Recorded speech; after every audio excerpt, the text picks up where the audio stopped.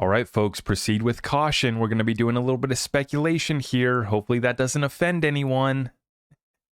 We're going to be asking the question, did Ripple just confirm a settlement celebration is going to be taking place on September 29th? We saw the post yesterday from Ripple and Brad. They're going to be putting together a community celebration on September 29th. I find the timing of this to be very interesting, to say the least. And so at the end of this episode, I'm going to share my speculation on the potential for a settlement in September. Now, please do me a favor. Let me know down below whether or not you believe that we're going to get a settlement in the SEC versus Ripple lawsuit in September. Let me know in the comments down below. While you're doing that, let's make sure that we smash that thumbs up. Or if you don't like our speculation, if you don't like what we're doing, that's fine. Thanks for showing up. Thanks for smashing the thumbs down. Thanks for dropping a comment down below on why Ripple sucks, XRP sucks, and why, we shouldn't be speculating. And we're going to get right on into it with this update, folks. So the market is back up today. We're going to take a look at this thing. You can see here that Bitcoin's back up to 27,438, 17.19 for Ethereum, and XRP at 53.5 cents. Taking a look at Bitcoin here on the monthly chart, and you can see we did bounce back up here after going back down to about 25.5, 25.4, 25.5 right in there. We have bounced back up, big candle up here from about 26,000 to over 27.5. Okay, so we're waiting for this monthly close to come in. I wanted to zoom out here as we approach the end of the month and just kind of, remind folks of where we're at. No clear breakout has occurred. And when we measure this move here from the bottom here, this 15.5 level that we hit in November, and we measure on up here, it's about 105%, give or take. And what's interesting about that is we noted how in the bear market of 2019 that we got a 300% bull trap rally before the market, came back down. And then we got the March 2020 events, which cleared Bitcoin back down to that 3K level where it started, where many people thought that 3K was the bottom. We did a 300% bull trap rally to 13,000 just so that we could get liquidated back down to 3K during the events of 2020. And if you guys watch my channel, if you know what I'm looking at, kind of my full speculation on tying this whole timeline together, I do think that we could be cleared out one more time. There's a lot to cover in that regard. In this episode, I'm going to stick to cryptocurrency, and at the end, I'm going to share my speculation. It's going to be a lot of fun. So with that being said, we're going to be watching the Bitcoin monthly candle close. The reason why the market was pumping here today was because the grayscale got an order from the judge that the SEC basically needed to back off and needed to pull what they were trying to do in stopping Grayscale's spot Bitcoin ETF. So that was a big victory on the space. But as we get into it, folks, this is unraveling quickly. So Goldman Sachs apparently used funds from the Chinese Communist Party to buy a series of US and UK companies, the Financial Times reports. The reason why I start out the episode with this is because I'm going to show you guys this is all unraveling, and it all leads back to Wall Street, and it all leads back to Wall Street being bought and paid for and having some influence coming in from China. Okay. And that's fine, right? It doesn't bother me that Wall Street's going to, use some of this money or do whatever they want to do. But the problem is that our politicians are being bought off by the same folks as well. So they're being bought off by the Chinese Communist Party, and they're being bought off by Wall Street. They're being bought out by Big Pharma. Right. And they've completely sold out our people, and they're holding back the crypto space, launching an attack on Ripple, obviously, and the rest of the space being held back. And they're getting caught in the cover up, not just the SEC, but also Wall Street. And what happened with the Ethereum free pass, I don't need to go into that on this episode. But here's the deal. They do have a lot of these companies, a lot of these exchanges, and a lot of these fraudsters. They got them on a lot. And that's reiterated once again in this point here from John Deaton. He says, I was going to talk about this today on Crypto Law US, but then the Grayscale decision came out. I'm struggling to think of any other purpose other than to protect names and evidence related to a criminal investigation prosecution. Seems to be a consensus from Ryan Selkis here. He says it's highly unusual for the SEC to seal a motion unless it's to protect a concurrent Department of Justice inquiry. Are the walls closing in? So the SEC files a sealed motion against Binance, and I guess this just came out and includes 35 exhibits, but the contents of the filing are unknown.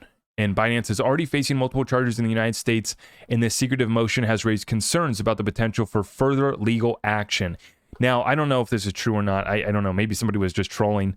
I saw that Binance is no longer going to support BUSD on their platform, their own stablecoin. I don't know if that was a joke or a troll, but nonetheless, I've been making the joke, and it's not really a joke. It's actually happening every single day. I'm looking, and it's like another partnership lost with Binance. MasterCard's not going to work with, all these partnerships are dropping off for Binance, and meanwhile, it's a new partnership every week for Ripple and the legitimate actors and builders in this space. But with that being said, the ruling coming in here today, an appeals court has ordered the SEC to review its rejection of Grayscale's Bitcoin ETF bid, potentially opening the door to an approval.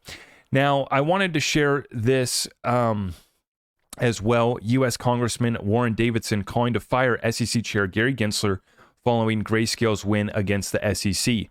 But this is how this story ends, in my opinion. Once again, not afraid to share my speculation. And that's all it is, right? I'm just one guy. I'm not a securities lawyer, but I been learning a lot about the securities laws over the past couple years as we've been involved in this lawsuit, and we've been watching the actions of our SEC. We've been watching the actions of our puppet leader at the helm, Gary Gensler. And we've long been saying that he's going to be able to bring this whole thing back home by saying that he's the good guy, right? As he's about to come forward and he's about to approve some of these ETFs, right? And now that all the Wall Street boys and girls are ready to play, now they're going to let them play, right? Now that they got all their ducks in a row, now it's going to be time to launch the Bitcoin spot ETF. What I think that many folks in the Bitcoin community are really going to be caught off guard with is that this is just going to allow folks to get, directional trading against the asset. So it's going to allow people to go short. It's going to allow people to go long. And it's going to allow people to get exposure to the asset. But you have to remember what happened when the futures ETFs got passed back during the last bull run. And, I forget the organization, but they were from the government, and they were, bragging about how they essentially popped the Bitcoin bubble back in 2017 when they launched their futures ETF. And it allowed the institutions and the big boys to short the hell out of it and absolutely pop the bubble. And they bragged about that, right? And so I'm watching this closely. The Bitcoin spot ETF is a different deal than the futures, but once again, it still gets, allows people to get exposure and to, trade the asset there as well. So is it going to bring adoption? Maybe some. But once again, don't get caught up in the narratives. See, this isn't just the XRP community that gets caught up in the narratives. It's the broader cryptocurrency space as a whole. Now, in regards to this, too, like we said, BlackRock's ready to go. All the big boys and girls are ready to go. And good guy Gary Gensler is going to come in and protect us by handing off the spot ETFs to his buddies, right? And that's my expectation. Now, as far as Congressman Warren Davidson calling to fire SEC Chair Gensler, well, that'd be a good start, but we also need to check their budget. We also need to check and hold them accountable, and we need to dig to the bottom of this, along with, as we started out this episode with this article right here, Goldman Sachs used funds from the Chinese Communist Party to buy a series of US and UK companies. That's just the tip of the spear, and that's why I wanted to start with just that, is because it's unraveling. All of the IPOs that the SEC approved of all these Chinese companies, they were complete frauds.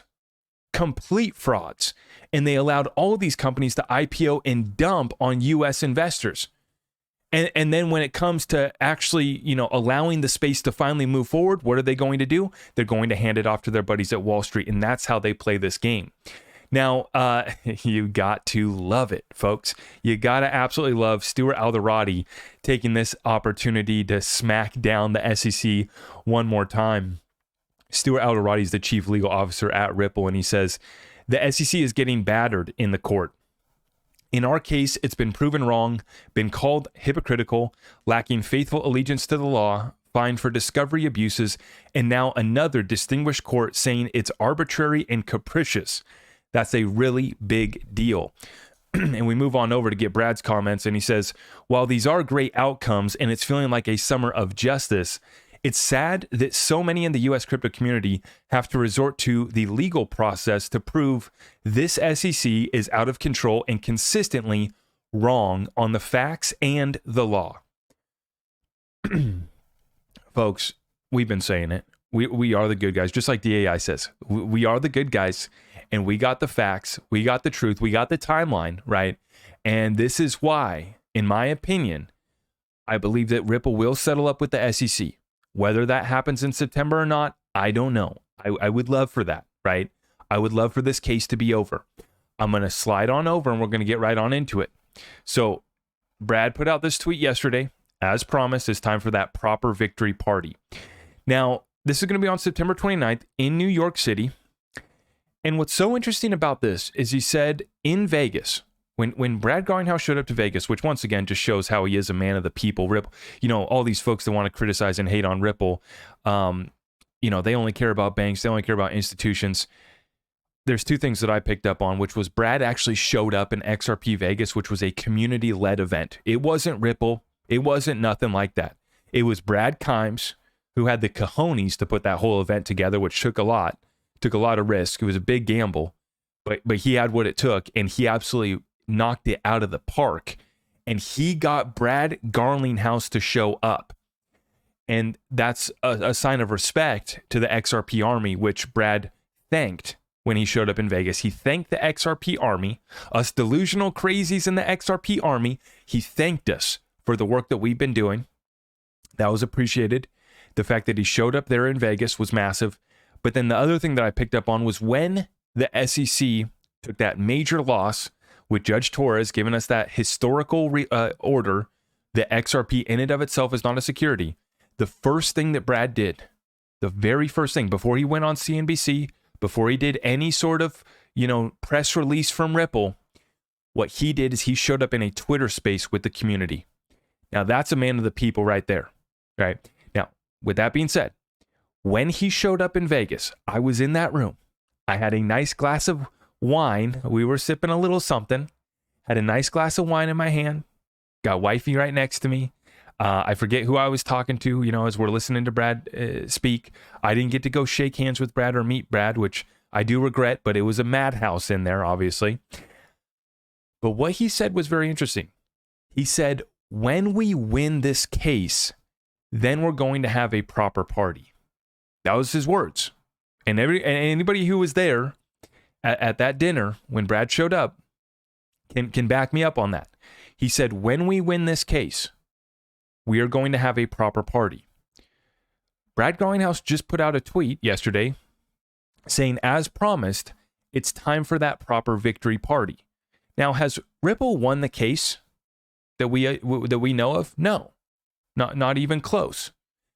Now, we know the XRP in and of itself is not a security. That is a victory. That is a huge historical victory for XRP in the XRP community and for Ripple. That is a victory for Ripple. But has Ripple finished the job yet? No, absolutely not. In fact, the SEC is asking permission, right, to be able to appeal the programmatic sales and some of the sales by the individuals. And the SEC caught a victory, I guess. That's what we can call it for now. The SEC actually got a victory in Judge Torres saying that institutional sales were securities. So unless I haven't seen an update, right, Ripple has not won this. Brad and team, they have not won this. Now, we've won when it comes to the XRP community, clarity for XRP, absolutely. Fantastic. But this battle's not over, or is it?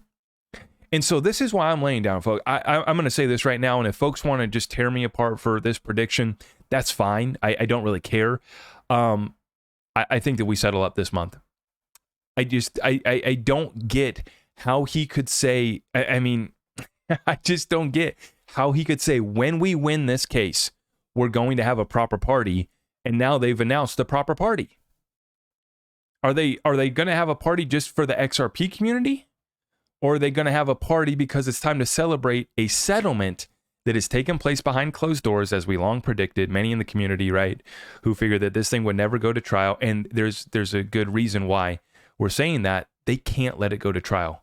As I've already showed you guys, this whole thing's unraveling. It's so much bigger than the XRP SEC versus Ripple lawsuit. We've just uncovered what we've been able to get our hands on, let alone actually being able to get these guys to testify on the stand, calling these guys in to get cross-examined by Ripple's killer lawyers. Now, the final point that I want to add to this, when you go look at the killer lawyers that Ripple has representing them. One of them, no pun intended, Mary Jo White, former SEC chair, she actually represented Purdue Pharma back in the day. And so if you watch the little Netflix documentary, it's called Painkiller right now. And it's the story of Purdue Pharma and how basically they created OxyContin, and it went crazy. It killed a bunch of people. It's still a drug that is being abused. And once again, we don't stand for that, right? Be very clear about that. But the point why I'm bringing this up is in that Purdue Pharma case, they were up against the United States government. One, this is another side note that's very interesting. Rudy Giuliani was representing Purdue Pharma, the same Rudy that's being brought into that Georgia lawsuit and represented Mr. Donald Trump. Yeah, that same Rudy Giuliani. Well, Mary Jo White was also on the team that represented Purdue Pharma. And in that case, they came to a historical settlement, which basically allowed Purdue Pharma to not basically admit one count of wrongdoing, of basically like mislabeling and selling a product that they knew was mislabeled or something. Like they got like one charge, even though the evidence showed that there was so much worse going on. The historical settlement that Mary Jo White was a part of was basically getting Purdue Pharma to basically sign on and admit guilt to one crime. They paid a massive fine, and the family that owned Purdue Pharma, I forget the name of the family, didn't have to admit to any wrongdoing. And they did get fined like $6 billion, but this is a company that's, a family that was worth like twice that, right? And the reason why I bring that up is to bring up the fact that when the case started, I said, guys, there's no chance that Ripple loses. They have former SEC officials, not just lawyers that worked for the SEC. No, these were officials. Director of Enforcement, Andrew Sresny, and Mary Jo White, two former SEC officials. And then now I was watching that Painkiller documentary, and it comes across, and they're going through the killer legal team. They said Purdue hired the best lawyers that money can afford you. And who's on that team? Rudy Giuliani, which got me a little excited. Okay, oh yeah, Rudy, okay. And then they slide on over Mary Jo White. And I had to pause the movie, and I'm telling Bay, this is nuts. This is Ripple's lawyer, right? And so the whole reason why I bring this up is just to bring up the fact that she was part of that historical settlement. So could she be a part of another historical settlement that's about to take place? And I just find it very odd. There's some weird coincidences. And it's very interesting that when Brad said in Vegas, when we win this case, we're going to have a proper party. Well, he's telling us the proper party is September 29th in New York City. And so it's time to turn up.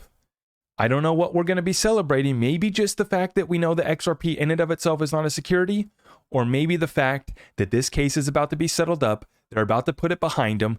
They may, and the word on the street and from them as well, from Brad Garlinghouse, is that they're going to be IPOing very shortly after that.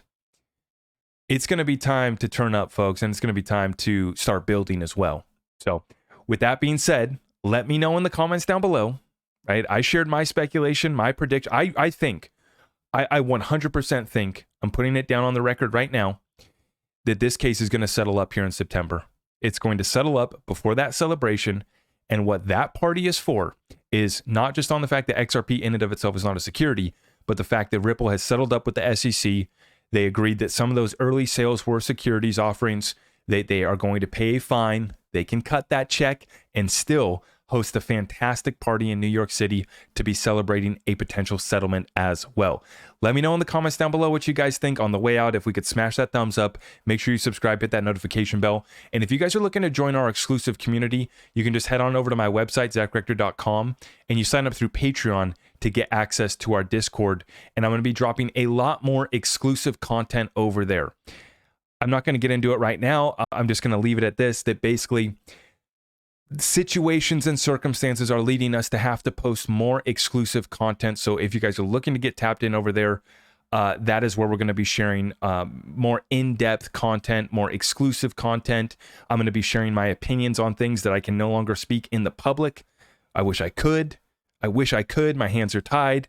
And so if you're looking to get over into the exclusive community, you get access to me, you get access to my exclusive content, and then you also get to join our family, our community over there of like-minded individuals. And I know myself that it feels so good to not only have your guys' support, but to then be able to go over to my private community where we can talk about whatever we want in our safe space, where we can speculate and we can talk about all the issues. It's an absolute pleasure. And I would highly encourage you guys, if you're looking to join a community, if you're looking to build out your network, it is a place to take that opportunity. And so that's over at my website, zachrector.com. I appreciate all of you guys for joining me on this speculation session, and we will be dropping some more content later today. God bless you all.